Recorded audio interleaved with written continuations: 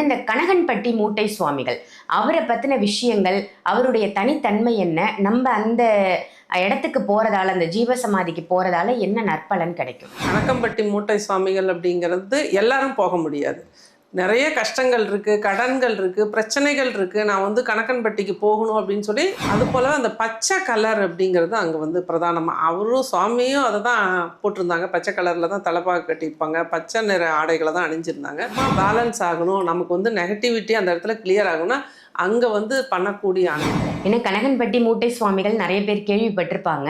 அவரோட தன்மை என்ன, அங்கே போனால் என்ன நடக்கும் அப்படின்ற அந்த மேஜிக்கை வந்து நீங்கள் இன்னைக்கு மக்களுக்காக சொல்லி நிச்சயமாக நிறைய ஆன்மீக பரிகார நேயர்கள் அனைவருக்கும் அன்பான வணக்கங்கள். இன்னைக்கு நம்ம யாரை சந்திக்க வந்திருக்கோம் அப்படின்னு பார்த்தீங்கன்னா, அஸ்ட்ராலஜர், வாஸ்து நிபுணர் சரவணாதேவி மேடம் தான் சந்திக்க வந்திருக்கோம். வணக்கம் மேம். வணக்கம்மா. நற்பவிமா. நற்பவி மேம், நல்லா இருக்கீங்களா? நல்லா இருக்கம்மா, சிறப்பாக இருக்குமா. நீங்கள் நல்லா இருக்கீங்க? நல்லா இருக்கேன் மேம், ரொம்ப சிறப்பு. உங்களுடைய பதிவுகள் எல்லாம் ரொம்ப சூப்பராக போயிட்டு இருக்கு மேம்.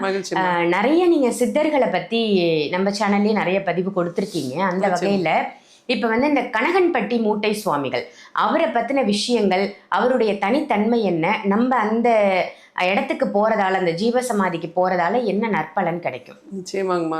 அதாவது பழனி முருகனோட பவர் என்னவோ அந்த எனர்ஜி வந்து நம்ம வந்து கனகம்பட்டியில் பார்க்க முடியும். கனகம்பட்டி மூட்டை சுவாமிகள் அப்படிங்கிறது எல்லாரும் போக முடியாது. நிறைய கஷ்டங்கள் இருக்குது, கடன்கள் இருக்குது, பிரச்சனைகள் இருக்குது. நான் வந்து கனகன்பட்டிக்கு போகணும் அப்படின்னு சொல்லி ஆசைப்படுறவங்க, முயற்சி பண்ணுறவங்க நிறைய பேர் இருப்பாங்க. ஆனால் வந்து நம்ம சொல்லுவோம் இல்லைங்களா, திருப்பதிக்கு போகணும் அப்படின்னா பெருமாள் முடிவு பண்ணால் தான் நம்ம பெருமாளை பார்க்க முடியும். எவ்வளோ பேர் பல ஆண்டுகள் முயற்சி பண்ணி கூட திருப்பதி போக முடியாது. அந்த மாதிரி தான் கனகன்பட்டிக்கு போகணும் அப்படின்னா ஒரு பிராப்தம் வேணும். கனகன்பட்டிக்கு நம்ம போயிட்டோம் அப்படின்னா நம்ம எந்த நிலையில் என்ன பிரச்சனையில் இருந்தாலுமே நிரந்தர தீர்வு அப்படிங்கிறது கிடைக்கும். ஏன்னா இப்போ அதாவது ரீசண்டாக வந்து ஜீவசமாதியான சித்தர் அவர். இதில் குறிப்பாக அவர் வந்து நிறைய அந்த கல்லெல்லாம் எடுத்து வைக்க சொல்லுவார். அவர் வந்து இருக்கும் பொழுது வாழும் காலத்தில் அவர் வந்து நம்ம வந்து அப்போவே வந்து அவர் நாடி போனவங்க நிறைய பேர் இருக்காங்க. அவங்களுக்கு வந்து இந்த கல்லை நான் எடுத்து வைக்க சொல்கிறது, கல்லை பெரிய பெரிய கல்லை நகர்த்தி வைக்க சொல்கிறது, இதெல்லாம் நம்ம கர்மாவோட ரிலேட்டான விஷயமா அவர் சொல்லுவார். அது போலவே அந்த பச்சை கலர் அப்படிங்கிறது அங்கே வந்து பிரதானமாக அவரும் சுவாமியும் அதை தான் போட்டிருந்தாங்க. பச்சை கலரில் தான் தலைப்பாக கட்டியிருப்பாங்க, பச்சை நிற ஆடைகளை தான் அணிஞ்சிருந்தாங்க. அது போலவே இன்றைக்கி பக்தர்களும் சரி, அங்கே ஆலயத்துக்குள்ளே இருக்கிறவங்களும் இந்த பச்சை அப்படிங்கிறத பயன்படுத்தும் போது, க்ரீன் அப்படின்னால பியூரிஃபிகேஷன், பண வளம், செல்வ வளத்துக்கு உண்டான கலரு பச்சை. பசுமை அப்படின்னாவே வாழ்க்கையில் எல்லா வளமும் அப்படிங்கிற ஒரு கருத்தும் இருக்கிறதுனால கனகன்பட்டிக்கு போயிட்டு அதுவும் குரு ஹோரையில் வியாழக்கிழமையில் மதிய நேரத்தில் நல்ல ரொம்ப சிறப்பாக இப்போல்லாம் பூஜை பண்ணுறாங்க. அந்த டைமில் நம்ம போய் அந்த பூஜையில் கலந்து கொள்ளும் பொழுதும், அங்கே உள்ள பிரார்த்தனை முறைகளை ஃபாலோ பண்ணுறதும், நல்ல வசதி வாய்ப்பு இருக்கிறவங்க அன்னதானத்துக்கு அரிசி பருப்பு என்ன நம்மளால் முடியுதோ அதை மெயினாக அரிசியே கொண்டு போய் கொடுக்கலாம். நிறைய மளிகை பொருட்கள் வாங்கிட்டு போகிறத விட அரிசி பருப்பு இந்த மாதிரி கொடுக்கறது ரொம்ப ரொம்ப சிறப்பு. அன்னதானம் சாப்பிடணும். நம்ம கர்மா பேலன்ஸ் ஆகணும், நமக்கு வந்து நெகட்டிவிட்டி அந்த இடத்துல கிளியர் ஆகணும்னா அங்கே வந்து பண்ணக்கூடிய அன்னதானத்தில் கலந்துக்கிறது ரொம்ப ரொம்ப சிறப்பு. அது போலவே தொடர்ந்து இது அதாவது நமக்கு வந்து ரொம்ப இப்போ சென்னையில் இருக்கவங்களாம் கனகன்பட்டி போகணும் அப்படின்னா எல்லாராலையும் இப்போ கார் வச்சுருக்கவங்க, நல்ல தேக ஆரோக்கியத்தோடு இருக்கிறவங்க ஒரு ட்ரெயின்லேயோ பஸ்ஸுலேயோ போகிறதுக்கு வாய்ப்பு இருக்குது. நிறைய பேர் போக முடியாத சூழ்நிலையில் கூட இருப்பாங்க, வாய்ப்புகள் கிடைக்காது. அவங்களாம் அவரோட ஃபோட்டோவை வீட்டில் வச்சு சின்னதாக ஒரு ஃபோட்டோ வச்சு சுவாமிக்கு முன்னாடி நெய் தீபங்கள் 2 தீபங்கள் பச்சை நிற திரி போட்டு தீபம் ஏற்றி மனசார அவர்கிட்ட நம்மளோட குறைகளை நிவர்த்தி ஆகணும்னு சொல்லி சரணாகதியோட அவர்கிட்ட வந்து நம்ம வந்து சமர்ப்பிக்கும் பொழுது அந்த இடத்துல வந்து நல்ல ஒரு மாற்றம் நிச்சயமாக கிடைக்கும். இது வந்து பிரம்ம முகூர்த்தத்தில் பண்ணுறது ரொம்ப ரொம்ப சிறப்பு. அதுவும் 3 மணியிலேருந்து 3:36க்குள்ளே எக்ஸலண்ட்டாக ரிசல்ட் கிடைக்கும்.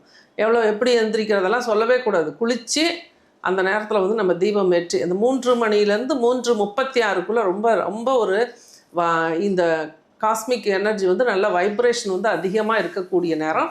அந்த நேரத்தில் தீபம் ஏற்றி நம்ம வந்து கனகம்பட்டியார் பழனிசாமி அவர் பேரே முருகனுக்கு உண்டான அந்த எனர்ஜி அவர்கிட்ட இருக்குது.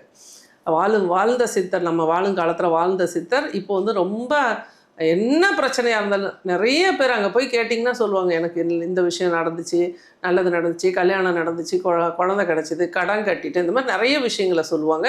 இதெல்லாம் என்னென்னா மக்களோட நம்பிக்கை அதிகப்படியான ஒரு வாய்ப்புகளை உருவாக. அது மற்றபடிக்கு அங்கே வந்து எந்த பணம் வாங்குறதோ இதை செய்யுங்க அதை செய்யுங்கன்னு யாரும் எந்த கம்பல் பண்ணுறது அதெல்லாம் கிடையாது. நம்மளாக விருப்பப்பட்டு நம்ம வந்து மக்களுக்கு அன்னதானத்துக்கு, ஏன்னா எவ்வளவோ பேர் வந்து வெளி இடங்கள்லேருந்து வரும்பொழுது அந்த இடத்துல வந்து உணவு அப்படிங்கிறது கிடைக்கிறதுக்கு வாய்ப்பு இல்லை. கொஞ்சம் கிராமம் மாதிரி இருக்க ஒரு தோட்டத்துக்குள்ளே தான் அவரோட ஜீவசமாதி இருக்கிறதுனால அந்த இடத்துல வந்து நம்ம இந்த அன்னதானத்துக்கு வந்து நம்ம பண்ணும் பொழுது அந்த மக்கள் பசியாரி மனசார நல்ல பிரார்த்தனைகளோடு போகும்போது அந்த பிளெஸ்ஸிங்ஸும் அவங்களோட வாழ்த்துக்களும் நம்மளுக்கு கிடைக்கும்.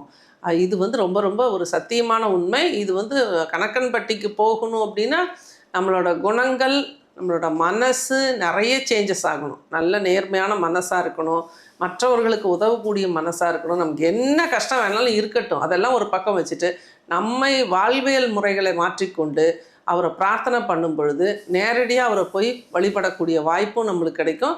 வாய்ப்பு இருக்கிறவங்க டைரெக்டாக அங்கே போய் சரணாகதி தத்துவம் தான், ஒரே ஒரு சித்தர் தான் பிடிச்சிட்டோம் அப்படின்னா நிரந்தர தீர்வு, விஸ்வரூப வெற்றி, நல்ல பொருளாதாரம். கணக்கன்பட்டிக்கு யாரெல்லாம் போகிறாங்களோ பணத்தில் மிகப்பெரிய ஒரு லெவலில் ரீச் பண்ணிடுறாங்க. ரொம்ப சூப்பராக இருக்கும். பணம் வேணும், நியாயமான நான் வேலை செய்கிறேன், எனக்கு அது அடுத்த லெவல் போகணும், ஜாபில் எனக்கு ஜாபே கிடைக்க மாட்டேங்குது, நல்ல வேலை கிடைக்கணும் எனக்கு, அது போலவே நல்ல ஒரு பிஸ்னஸ் சிறப்பாக பண்ணுறேன், ஆனால் வந்து அதில் வந்து எனக்கு நல்ல லாபம் வரல, எனக்கு கிளைண்ட்ஸ் வரல, கஸ்டமர்ஸ் வரல, மருத்துவத்துறையில் என்னால் ஜெயிக்க முடியல, இது மாதிரி எதுவாக இருக்கட்டும் ஒரே இடம் கணக்கன்பட்டி. கணக்கன்பட்டி போகும்போது இந்த அனைத்து பிரச்சனைகளுக்கும் நிரந்தர தீர்வு. பொறுமையாக அமைதியாக அவர் வாழ்ந்த வீடு, அங்கே சில மரங்களை சுற்றி வரணும், அதுக்கு பிறகு பார்த்திங்கன்னா அங்கே நடக்கிற பூஜைகளில் கலந்துக்கிறது, அங்கே அமைதியாக அமர்ந்துருக்கிறது, இது போன்ற விஷயங்கள்லாம் ஃபாலோ பண்ணிவிட்டு அன்னதானம் சாப்பிட்டுட்டு வரும்போது ஒரு நிறைவு, நம்ம விட்டு எல்லா கெட்ட சக்தியும் போன மாதிரி ஒரு ஃபீல் இருக்கும். அவ்வளோ லேசாக இருக்கும் மனசும் உடம்பு.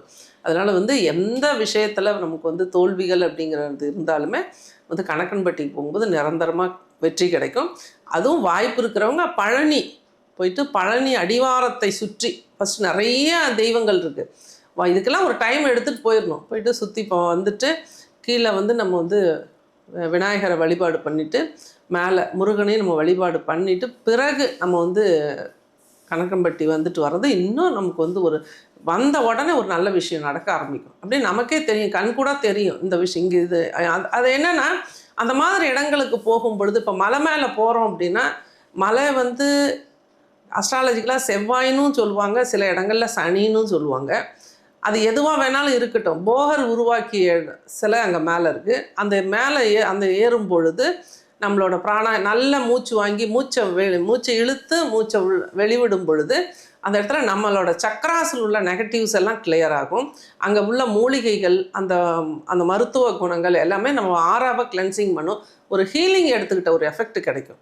அதன் பிறகு நம்ம போய் தெய்வத்தோடு நம்ம மைண்டை ஒருங்கிணைத்து வழிபாடு பண்ணுறது. பிறகு அங்கே வந்து போகர் ஜீவ சமாதி மேலே நம்ம வந்து அந்த சமாதியை சுற்றி வந்து அங்கே அமர்ந்து நம்மளோட வேண்டுதல் அங்கே வந்து பிரார்த்தனையாக வச்சுட்டு கீழே வந்துட்டு பிறகு நம்ம வந்து கணக்கன்பட்டி போயிட்டு நான் சொன்ன மாதிரி வழிபாடு பண்ணிட்டு வரும்போது ரொம்ப லேசாக இருக்கும். மனசில் எது வேணாலும் ஜெயிச்சிடலாங்கிற தன்னம்பிக்கை வந்துடும், தைரியம் வந்துடும். ரொம்ப மகிழ்ச்சியான ஒரு வாழ்க்கையில் ஒரு அடி எடுத்து வைக்கக்கூடிய வாய்ப்பை கணக்கன்பட்டி கொடுக்கும். மக்கள் எல்லாரும் கணக்கன்பட்டிக்கு போயிட்டு வாங்க. உங்கள் வாழ்க்கை அந்த நிறம் போல பசுமையாகும், உங்கள் வாழ்க்கை வளமாகும். நற்பவி. நன்றி. Super ma'am. ஏன்னா கனகன்பட்டி மூட்டை சுவாமிகள் நிறைய பேர் கேள்விப்பட்டிருப்பாங்க. அவரோட தன்மை என்ன, அங்கே போனால் என்ன நடக்கும் அப்படின்ற அந்த மேஜிக்கை வந்து நீங்கள் இன்றைக்கி மக்களுக்காக சொல்லி நிச்சயமாக நிறைய நம்ம போகிற வர செலவு தான். அங்கே ஒன்றும் நம்மளை யாரும் எந்த பணமும் கேட்க போகிறதில்ல, எந்த செலவுகளும் கிடையாது. அதே மாதிரி பழனிக்கு போனாலும் அதுதான், நம்ம க்யூலேயே நின்று எப்போவுமே காத்திருந்து தெய்வத்தை பார்க்கும்போது அந்த இடத்தோட எனர்ஜி நமக்கு வந்து நல்ல விஷயங்களை கொடுக்கும். அப்போ நம்ம எதற்காக அங்கே போகிறோங்கிறது ஒரு கோல் செட் பண்ணி போங்க, நிச்சயமாக ரிசல்ட் கிடைக்கும். 90 நாட்களுக்குள்ளே சூப்பராக ரிசல்ட் கிடைக்கும். கணக்கன்பட்டியார் ஒரு ஏஞ்சல் மாதிரி உங்கள் கூடவே வருவார். நீங்கள் வீட்லேயே வச்சு தீபம் ஏற்றுங்க, ரொம்ப சிறப்பாக இருக்கும்.